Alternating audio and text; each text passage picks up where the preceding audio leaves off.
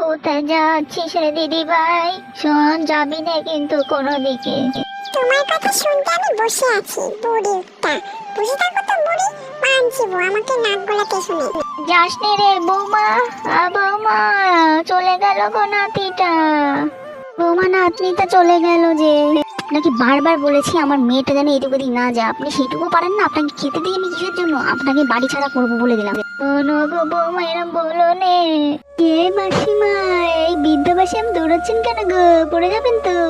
আরে আমার নাতনিটা রাগ করে বেরিয়ে গেল যে।